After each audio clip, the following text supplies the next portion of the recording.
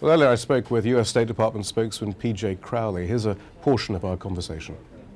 P.J. Crowley, will there now be a vigorous investigation into the accounts of wrongdoing and potential illegality recounted in these cables? I'm not going to talk about any particular cable. We are investigating this leak. We are going to hold those who are responsible fully accountable. We already have one individual in custody, and we will prosecute him to the full extent under U.S. law. There might have been a misunderstanding there. I wasn't talking about the person, an investigation into the person who leaked these cables, but into the actions that we now understand, the actions that are documented in these cables, many of which suggest illegality on the part of the U.S. administration, both past and present.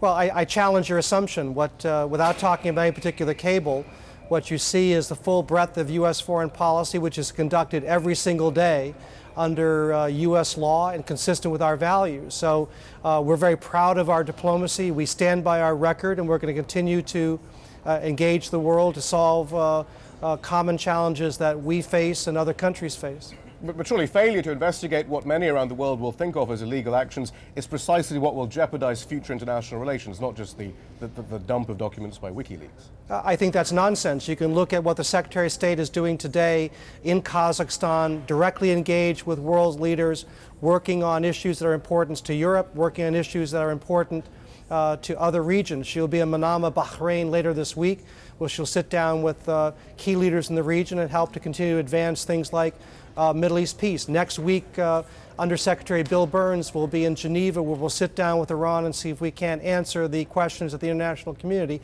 and other countries in the region have about Iran's nuclear program. So we're going to continue to engage and try to solve the world's problems next week, just as we are this week, just as we were last week. And there's simply no fear now that your diplomats won't be well received either, because there will be a suspicion now that DNA is trying to be taken from whomever they're talking to, or because, as we've discovered in these cables, many of the stated foreign policy goals of the Obama administration simply aren't true.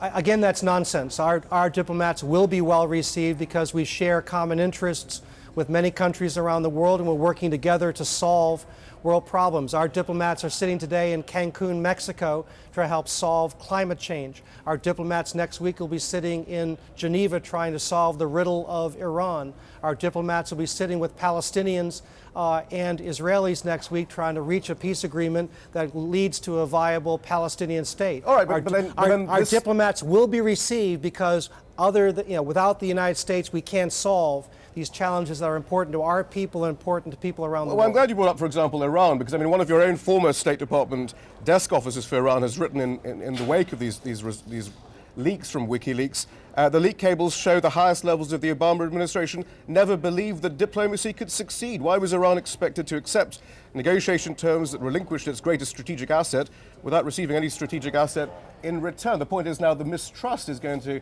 grow because it seems, for example, on Iran, the Obama administration didn't mean what it said. Again, this is nonsense because there's no guarantee of success with Iran, but the conversation has to be a two-way conversation. We are committed to engage Iran, and we will be doing that in Geneva next week. We hope that Iran will come here prepared to engage us as well.